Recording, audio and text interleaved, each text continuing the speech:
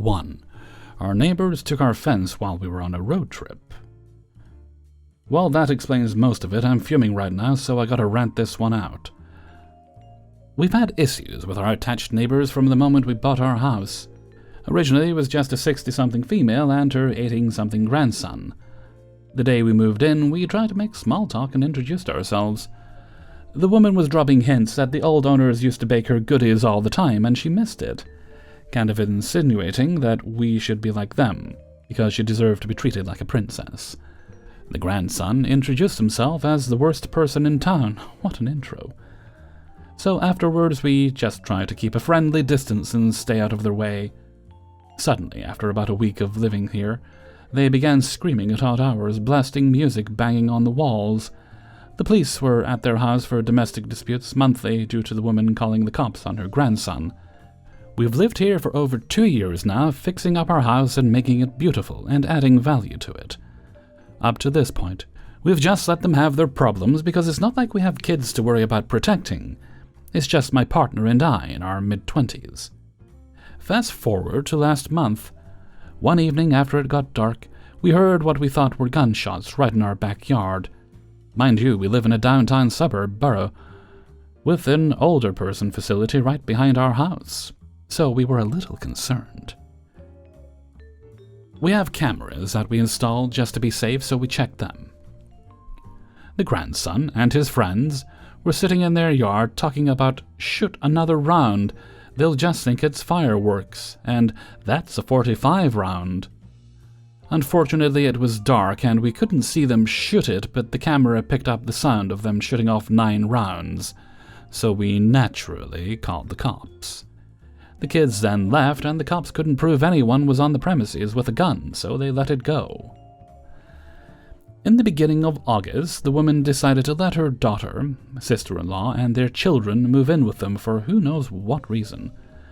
Before this, they had only come to visit on holidays, and one time, they left their infant child on the street in a carrier for over an hour, until I knocked and let them know she was out there.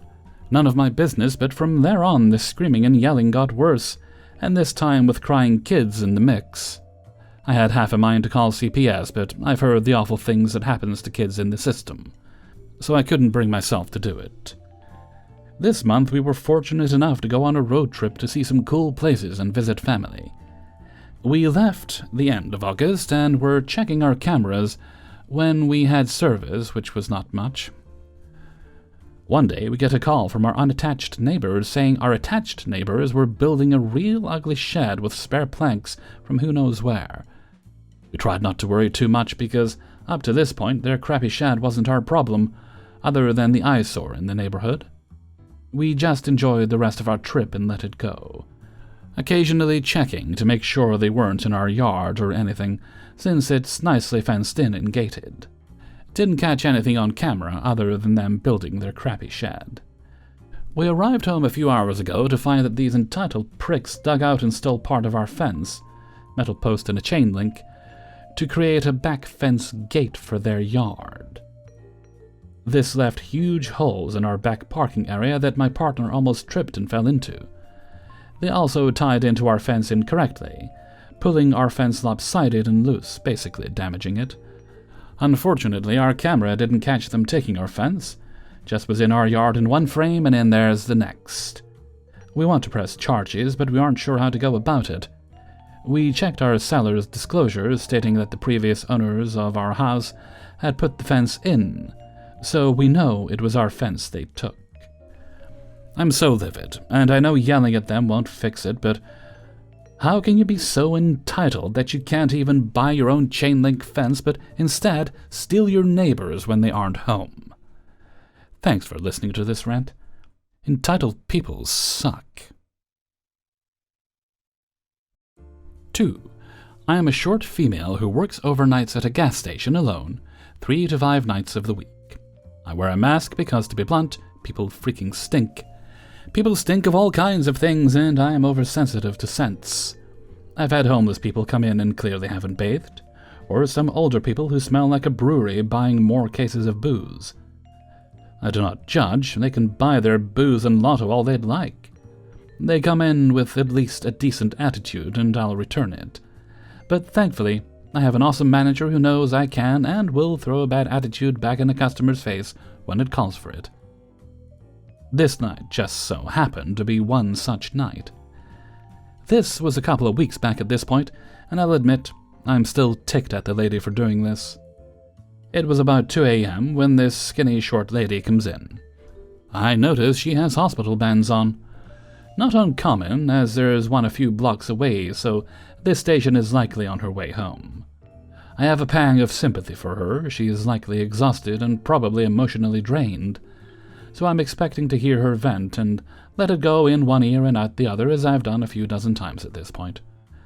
Well, no. She notices my mask and begins asking me about it rather accusingly. Why are you wearing a mask? You know those things don't work, right? I immediately decided to just stonewall her, and dropping the customer service voice, I sternly said, "Why I wear it isn't your concern," and go about the transaction, ignoring her remarks and a few insults. As I'm grabbing her cigarettes, I hear her cough.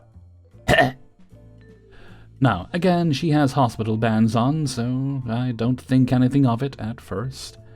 Clearly, she's at least semi-sensible, and is coughing away from me, right? Nope. She continues to cough, and as I glance over while I'm bagging her items, she's coughing on the card reader and the displays on the counter. She leans to the lotto scanner and coughs more. I'm getting mad at this point, but remains silent.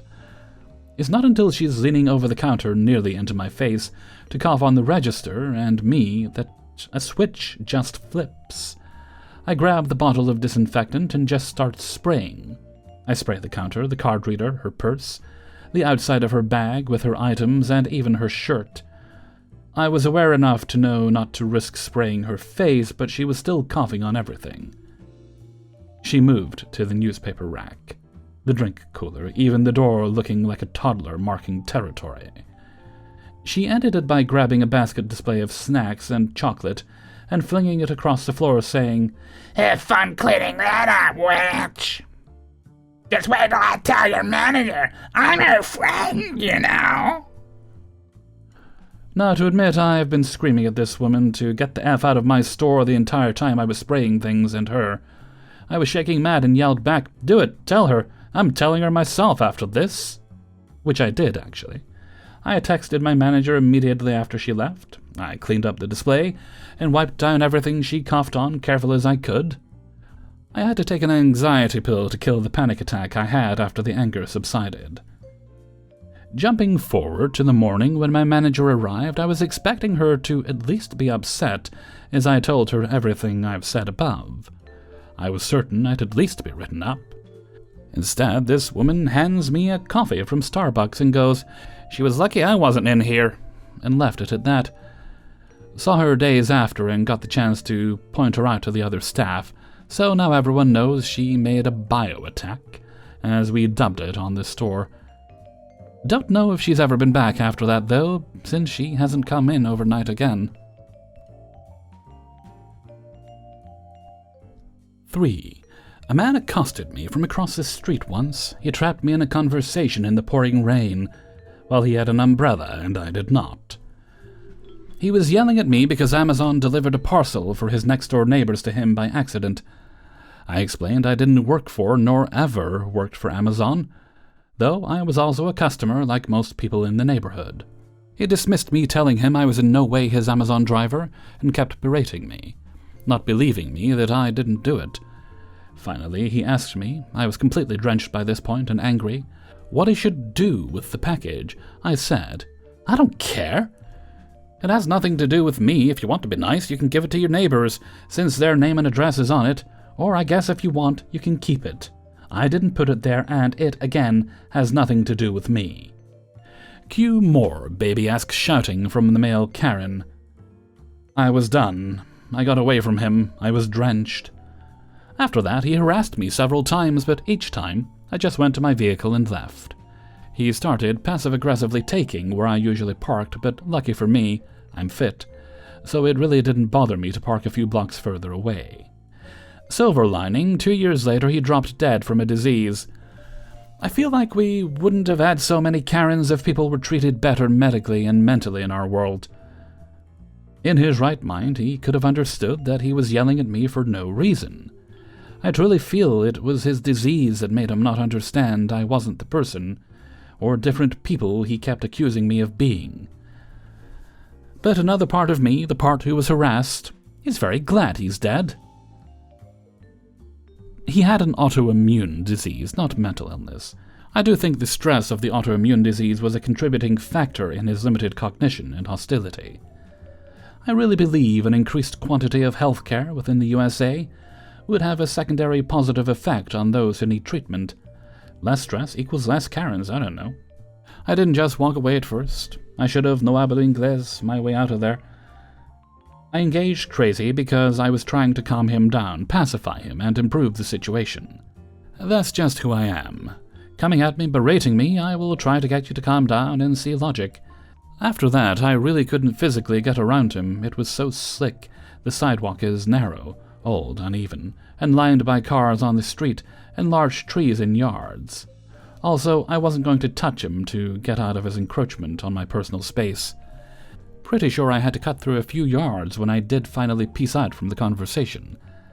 My anxiety was on high alert after that. 4. For reference, I have worked in the same daycare for about 9 months. I was a regular teacher for the first 6 months. I was transitioning into office work for a couple of months, and I've been almost fully in my office role for about a month. So I had first-hand experience and frustration with this coworker. I'm 20, Carol is in her 60s, Rachel is 19, Kimmy is 30, Anne is 45, and Ben is 50. So basically we got these magnetiles that are like colorful, connectable, easily buildable magnetic pieces that are good for kids to build with easily and easy to put up. So good for kids in a class. Carol, a coworker who has a young 3-year-old, who also acts entitled because she's old and has previous daycare experience, has been hoarding the bag of them in her classroom so that only her class can play with them because they're good for keeping kids distracted. So Kimmy, a lead teacher, took them from Carol's room, put them in the art supply closet, and told everyone that they need to stay in there so that everyone has access to them and can have the opportunity to let their class use them. Now, Carol has a history of taking community toys and toys from other classes and hoarding them in her room so that her class can be the calmest and the best because she knows kids like the toys she hoards. Carol used to take Rachel's Hot Wheels, that Rachel bought, from Rachel's classroom and keep them in her own room so her kids could play with them, until Rachel started putting her initials on the cars so there would be no mistaking her cars for community cars. We also had some drawing boards for the kids. Each class got 5 since most classes are 5 to 10 kids, and we only had enough for each teacher to get 5. Carol had 5, I had 5 in my room, Rachel got 5, etc. So I had my 10 kids take turns alternating who got to use the boards like you're meant to do, as did everyone else. One day I noticed that my 5 boards were missing from my room, but I assumed they got moved to a bigger kid class, since I had 2 and 3-year-olds, and they might not be used as effectively. What actually happened, and that I actually correctly guessed, was that Carol took it upon herself to take my boards from my room so that all 10 of her kids could have one, because they just love playing with them so much, and that way everyone can have one at the same time. And after I took them back and mentioned it to her and she brushed it off, she took them again, and then I never saw them again. So anyways, after Kimmy said that all teachers should have the opportunity to use the tiles, Carol took it upon herself to claim the tiles for the whole day for her own kids, again. And since she's a 6 a.m. opener, she had the chance to get them and put them in her room before any other teachers got to work. And so she did. And it got caught out by Kimmy and Anne, food cleaning organization person, when Carol was outside, who walked by her class and noticed that the tiles were in there again. Kimmy was going to leave them in there and see if Carol put them back after she used them, but Anne said absolutely not, and took them and put them on the top shelf in the art closet. Then Kimmy told Ben, our director, about it, who then said to put them on his desk, and if she wanted them, she had to talk to him. and then he told me to put them back in the office with me, so it was the same concept, but she had to ask us for them instead of taking them. And wouldn't you guess, a little while later the kids came inside. I was working in the office, and Carol asks over the radio for Kimmy to come back into her room. And Kimmy asks over the radio what she needs. Carol says, I had the MacLeods in my room for my class to use today, and now they're gone. Do you know where they went to? And I just start cracking up back there because we all knew she'd go looking for them again. And Kimmy came back into the office, and I handed them to her while I was cracking up. Moral of the story, Carol's an entitled old lady, and we're getting sick of it. 5. I was a nurse, considered high risk due to asthma, so I wasn't allowed to care for COVID patients, or patients exposed to COVID that the hospital quarantined and treated as if they were positive. And I was on an ICU that wasn't taking COVID patients or even patients recently exposed to COVID. We had patients waiting for heart transplants, and if exposed, they were removed from the waiting list. Anyway, a patient was admitted from the ER and was asked if anyone close to him was positive for COVID. His wife tested positive 2 days earlier. He and his wife lied and said no because she couldn't visit, and they thought COVID wasn't a big deal. Plus, he didn't want to be in isolation for 5 days and tested every day to make sure he didn't have COVID.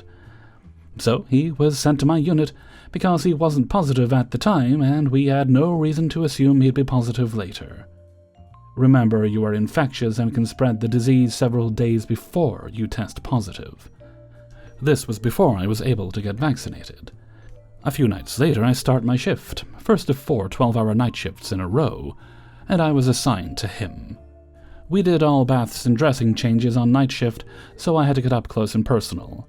I asked him to please wear a mask while I was in his room, providing care per hospital policy. He said, Hell no, it's my God-given right not to wear a mask, and went back to watching Fox News. The charge nurse said to let it go. He proceeded to cough in my face every night for my 4 shifts until we moved him to another unit that 4th night. The next day, he spiked a fever and was retested and tested positive. Yes. By that time, he had exposed over 100 employees. It was also at that time we found out the truth about his wife. Less than a week later, I lost all sense of smell and taste and tested positive a few days after that. Unfortunately, I'm one of the lucky patients who never got better, and for whom COVID caused me to develop several autoimmune disorders in addition to long COVID. I now have POTS, a form of dysautonomia. Basically, my autonomic nervous system no longer works properly, so not only do I faint sometimes when I change positions, I have a ridiculously high heart rate, blood pressures that are either too high or too low. I no longer sweat and am unable to regulate my temperature. Get heat stroke very easily, so no outdoor time in the summer.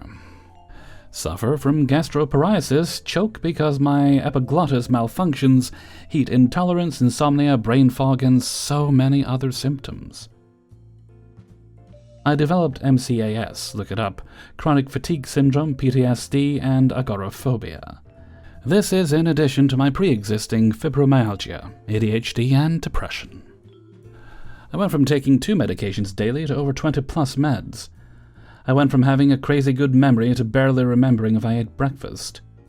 My wife has to do all my meds and remind me to take them.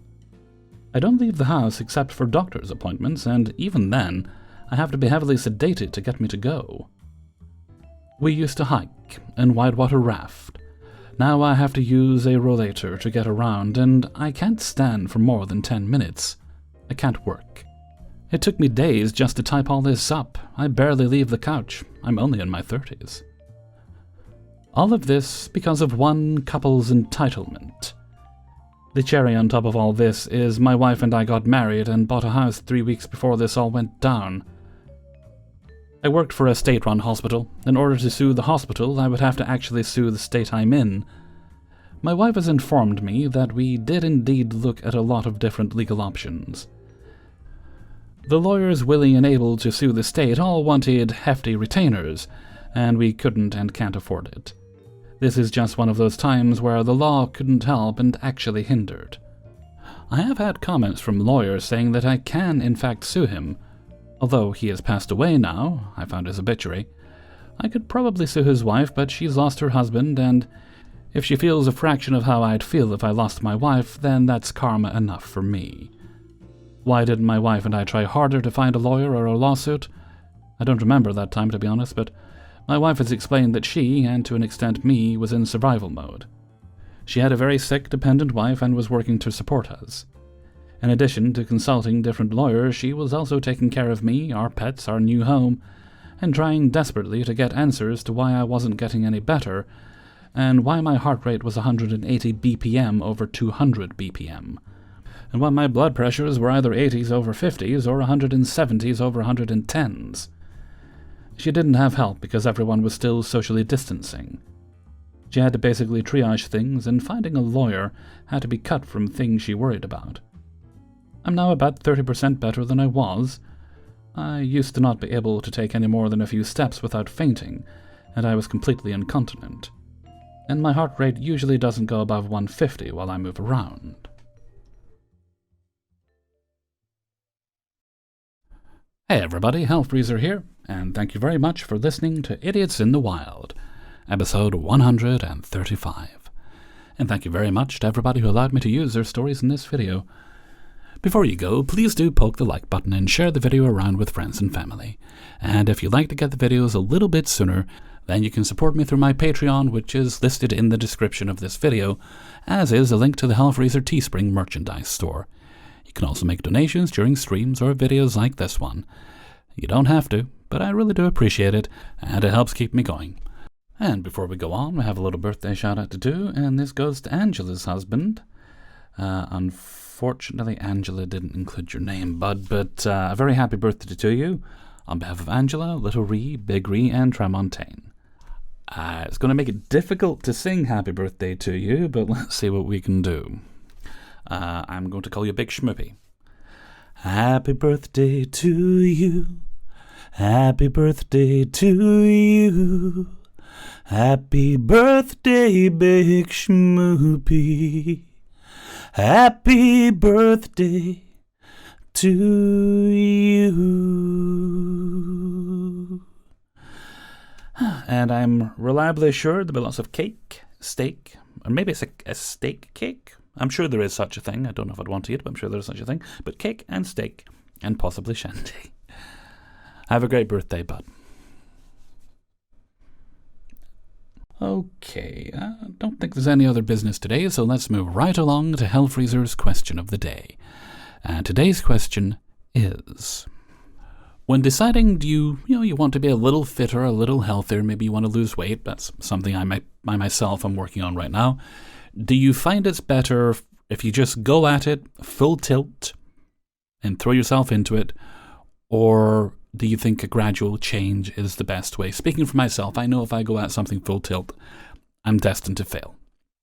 But gradual changes, little sustainable gradual changes, are what work best for me, and eventually over time you find those gradual changes have made a full change. Let me know what you think in a comment below. And with that, I'm going to head off for now. So until next time, thank you very much for listening, and take very good care of yourself.